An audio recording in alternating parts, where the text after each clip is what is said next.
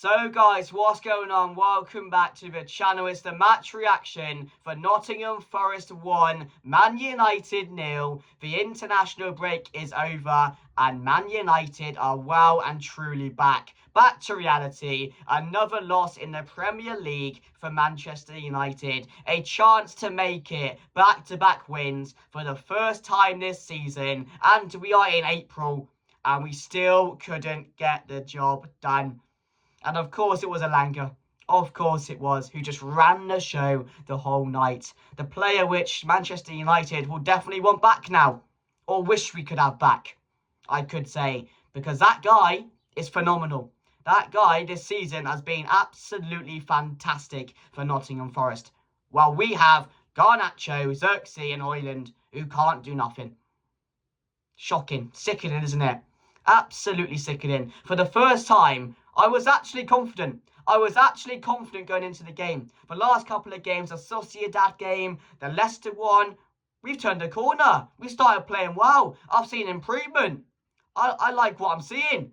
And this one, I was like, Nottingham Forest have just played 120 minutes in an FA Cup semi-final, yeah? 120. They're going to be tired. They're going to rest players. No Chris Woods. They're gonna be a bit off it. We can surely capitalise. Wasn't I silly? I was way too confident to think this Manchester United team could do anything against Nottingham Forest. More for me. More for me for believing we could go there and win today. Or yesterday. More for me. I don't know why I believed that. I was just feeling good.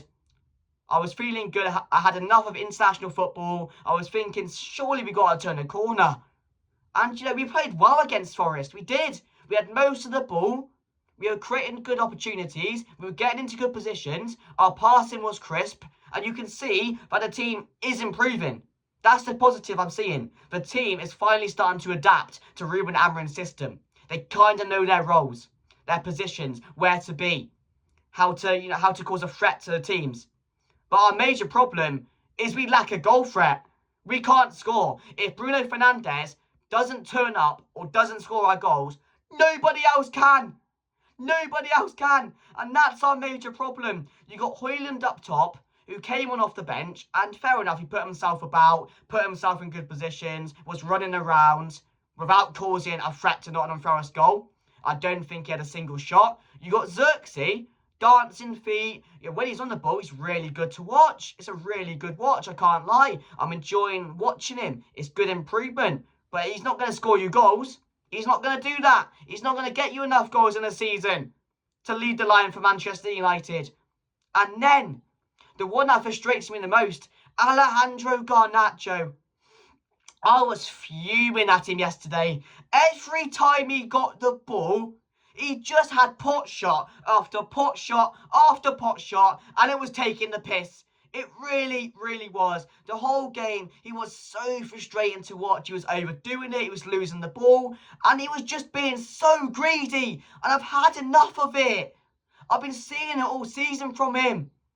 There's been games where he has decided to make that pass in a crucial part of the game. And I was like, fair play, he's learning.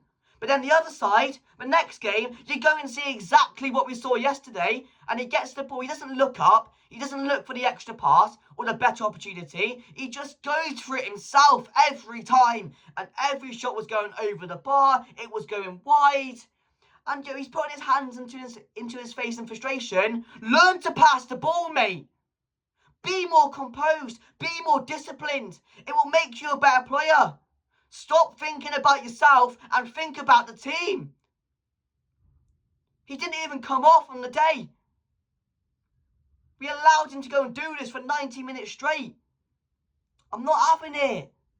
I'm not having it with him, man. It's so frustrating. He's on a long goal drought as well, similar to Højlund. He scored 1 goal in like 16 games. These forwards aren't doing anything. In the summer, a developed and experienced forward has to be our priority. It has to be. No more of this Bayern youth, because we can't develop them. Manchester United do not develop youngsters like we used to. We don't. We ruin them, if anything. That is not the way we can be anymore. That's not helping the case. That's not helping the team. That's hurting the team now. We're not in that stage anymore. We need developed and experienced strikers who can come in and put the ball in the back of the net. Something we can't do. We can't do. Like I said, if Bruno Fernandes isn't on song, if he isn't playing well or doesn't turn up for a game, we're screwed. We're screwed. We're missing out, man, big time. We're missing out, man, big time. And we need a developed striker. And this is where we've been going wrong. And that has to be our priority. Maybe even two. We need two developed forwards who can play well. We can put the ball in the back of the net. Because we are useless going forward. I'll tell you that now. Absolutely useless. And I feel sorry for Bruno. I really do. Because he's got all these bum boys in front of him. I wonder what Bruno's thinking, seeing Garnacho pick up the ball and sky it 20 times a game. I wonder what he's thinking when he plays through Højlund and he mistouches it, or he takes a heavy touch and it goes wide, or the shot goes wide, or he loses the ball.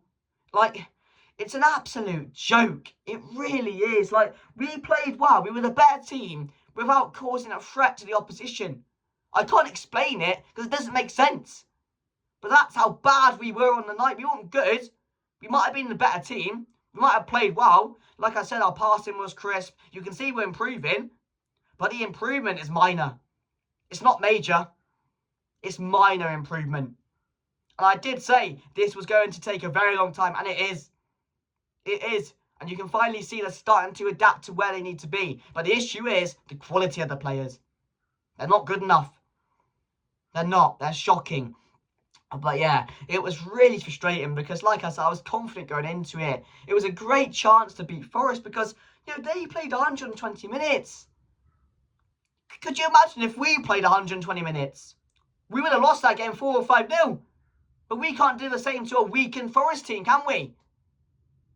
And as soon as they went 1-0 up, you knew what they were going to do. They were going to lock it up, lock down at the back, and that's all they did for 90 minutes.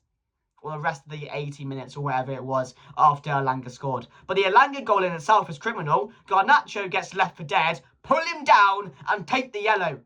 Pull him down, take the yellow. You can see it's a dangerous opportunity. Just do it. But instead he gets left for dead. And then you've got Dorgu and Mazarari. And I'm thinking, go towards him and tackle him. They sit off, and before it's too late.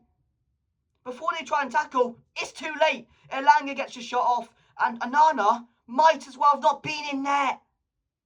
He's got to be saving it. You might as well have not been in there. But I was just shouting, tackle him. It's such a bad goal to concede. And the worst part was, it was from our corner. It was from our corner. Elanga just goes through like it's nothing. And I wish we had him back now. That's sickening, isn't it? That is sickening. Watch a player like that do as well as he has done this season and tear us apart.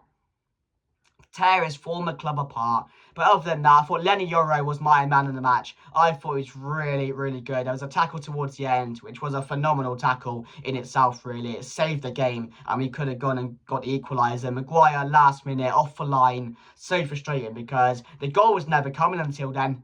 That was it. That was a chance. And it gets cleared off the line. I thought Ugarte was all right. Casemiro had an okay game. I don't think there were many standouts. Dallo was better than he was normally.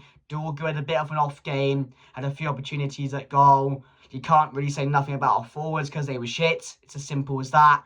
And they have been all season. Yeah, there's not many other people you can talk about. Mason Mount came on, which was good to see. Getting him back, getting some minutes in his legs. So that was good to see. But other than that, I don't know what else I can say. The subs were a bit suspect. I don't think Eriksen is the player who can make a difference. I mean, we had to chuck Maguire on at the end because it was the only thing we could do to get past this Nottingham Forest side. But I just think this was such a good opportunity to build on momentum and the games we've had over the last couple of games, and Forest game, the Sociedad game, where we've actually been improving. But to lose like that, and to this Forest team who have just been through 120 minutes, it's just not good enough. It's really not good enough. And like I said, major improvements are needed in the summer.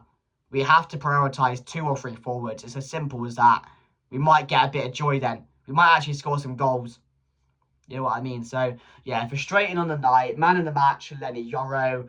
And it only gets harder for Manchester United. The Manchester derby on Sunday, which, we'll probably win that.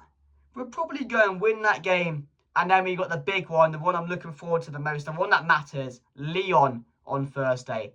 And that's a massive game. That's a massive, massive game now, over 2 legs against Lyon. So I'm looking forward to that one. But yeah, make sure, if you did enjoy, to like, comment, share, and subscribe. Thank you for watching the video.